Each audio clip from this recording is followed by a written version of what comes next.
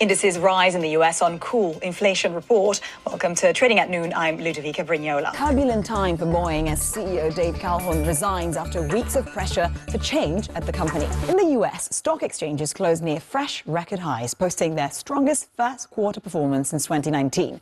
Now, the Dow Jones was up 0.12% and stocks have taken a beating this Monday on two shocks to the system. The decision to call a snap election in France by President Macron has sent stocks reeling and the euro sharply lower. And strong gains by the far right in elections to the European Parliament have caused dismay among investors.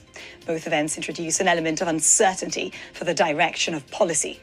The euro fell to a one-month low against the dollar and a 21-month trough against the British pound. Investors are addicted to dovish monetary policies, but the Fed doesn't really have much room right now to bring down those interest rates. When do you think they will be able to start? And I think it's interesting because yesterday we saw European banks performing quite well and other sectors like utilities and real estate are struggling despite the rate cut. And we would normally expect the reverse, right? What does this mean in your view? Leggermente, lentamente virando al ribasso. Parliamo del FTSE 100 in particolare perché siamo sempre più vicini allo zero, anche se in due sedute veramente di incertezza, in particolare per il governo dei Tories, il governo conservatore in Gran Bretagna. La borsa sta reggendo in questo momento più 0,07%. The thing is to talk about the parent company, for instance, Starbucks. But another thing is to talk about the local operations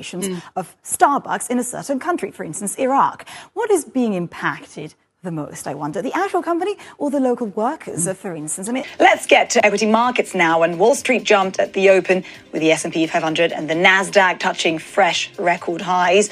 Softer than expected consumer prices data reassured investors that inflation is cooling, boosting hopes for rate cuts from the Fed later this year. Is there, in your opinion, an intrinsic problem when it comes to the supply side? And I mean, there could potentially be an increasing production in the US, Russia potentially, again, coming off the sanctions list, and then obviously keeping an eye on Iran. What's happening on the supply side? Let's get some analysis on this. Taha Arvas is an adjunct professor of finance at Boğaziçi University and joins me here in the studio.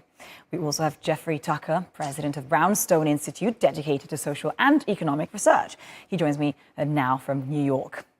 Jeffrey, I want to start with you. Janet Yellen remarks this week have really scared investors away. As she said, there was no blanket guarantee, meaning any move to broaden deposit insurance, essentially. Has the dust settled yet on this sector, or will we see more turmoil in the coming days? There's more dust and dirt than ever. She the other day. November trading largely centered on the post-election rally seen on the back of President-elect Donald Trump's victory.